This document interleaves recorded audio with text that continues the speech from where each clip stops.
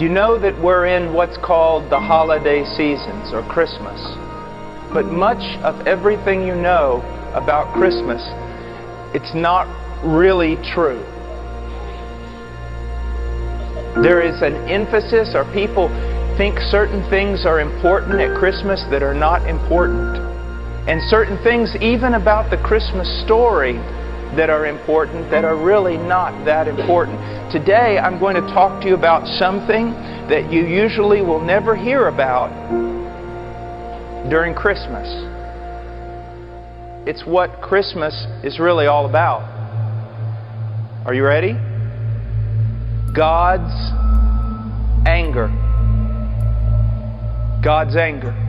Now, I want you, for just a moment, I want you to listen, okay? This is what happens. In Mark chapter 4:35, on that day when evening came, he said to them, Jesus, let us go over to the other side. Leaving the crowd, they took him along with them in the boat just as he was, and other boats were with him. And there arose a fierce gale of wind. You know what a fierce gale of wind is? It's a wind that could just blow you down. A wind that could blow down a house. A wind that would cause the sea to rise up and just swallow any boat. Swallow it down. A fierce gale of wind, and the waves were breaking over the boat so much that the boat was already filling up with water. So these sailors knew that the boat was going to sink down and they were going to die. Jesus himself was in the stern, asleep on the cushion. Now remember that. And they woke him and said to him, Teacher, do you not care that we are perishing? And he got up and rebuked the wind and said to the wind, Hush, be still. And the wind died down and it became perfectly calm. And you know what? After you hear this story, what do preachers usually tell you? They spend the rest of their time talking about the power of Jesus Christ to calm the storm. That he could speak to the storm and calm it. Okay? So he gets up, he's asleep on the cushion. He rises up, he says, Be still, and the storm was over. Now this was a storm that was so great that even the best sailors couldn't sail through it. The boat was going to sink down completely. The boat was already filling with water, so everybody in the boat knew they could do nothing to help themselves. And Jesus was asleep on the cushion, and he rises up and he rebukes the wind. And everyone says, this story is about the power of Jesus Christ over nature. Well, it is. But that's not the most important thing about this story. Now, I want to read to you another story.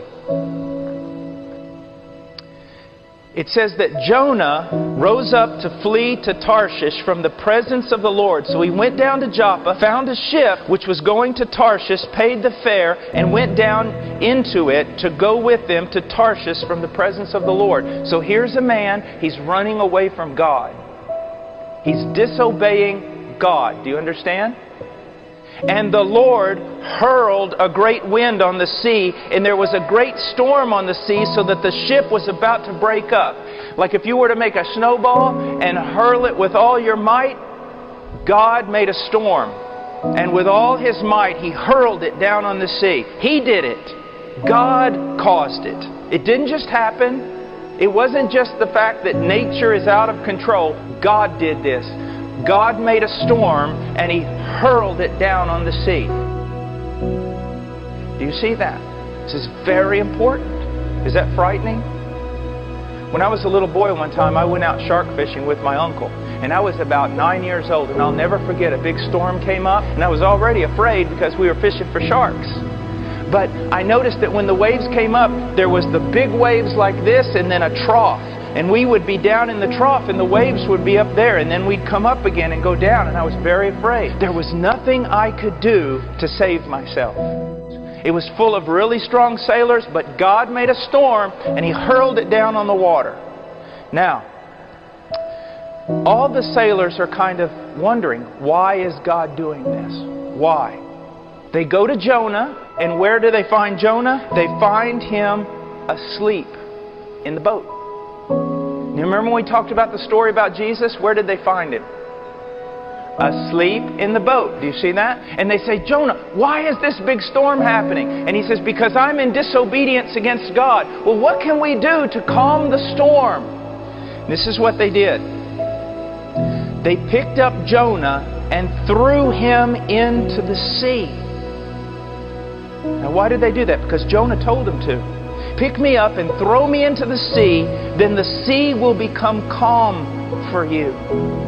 Well, they picked up Jonah, threw him into the sea, and the sea stopped its raging.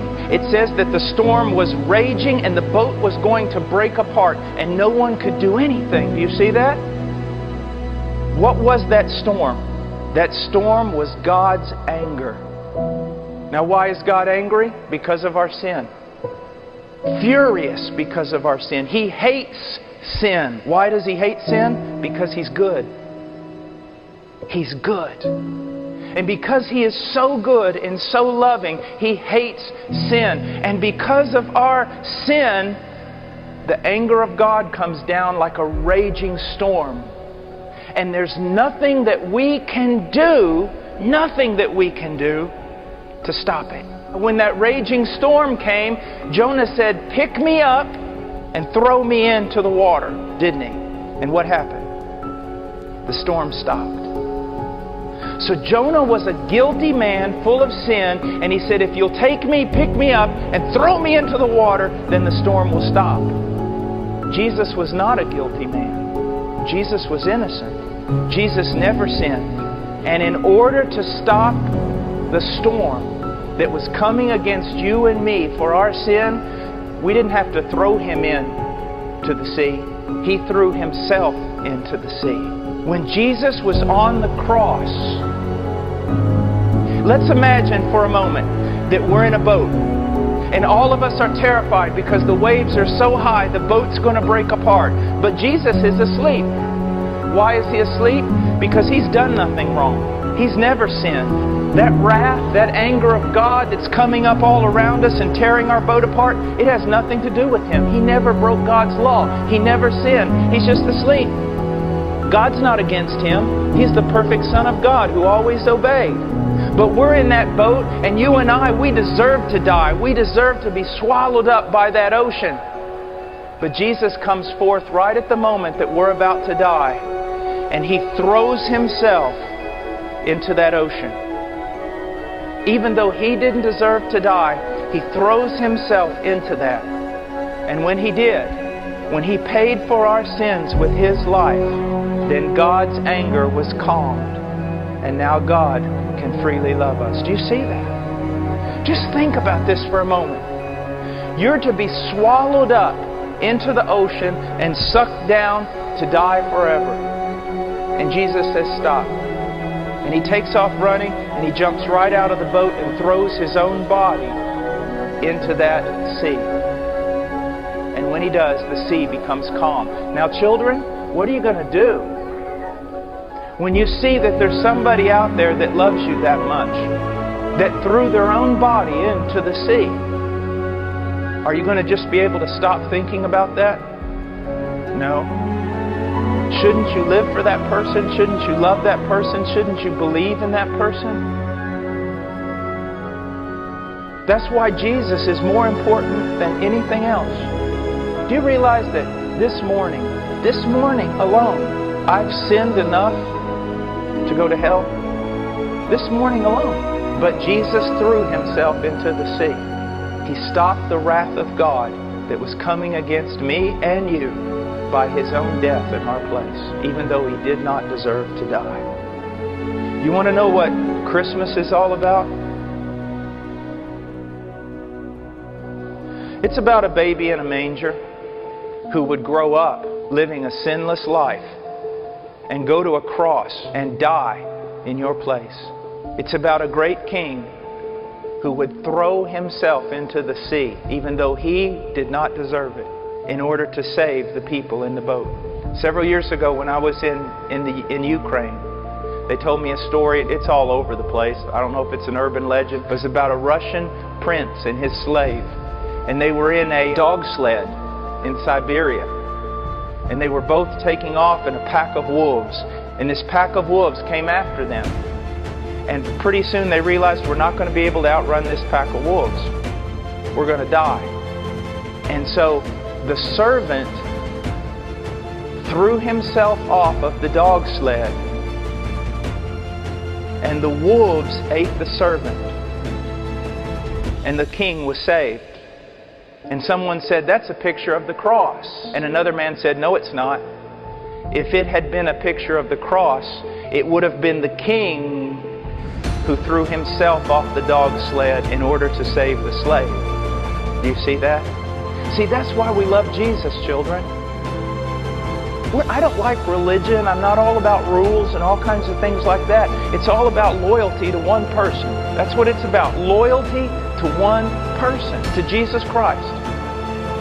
To the one who made you and the one who died for you. It's about being loyal to Him.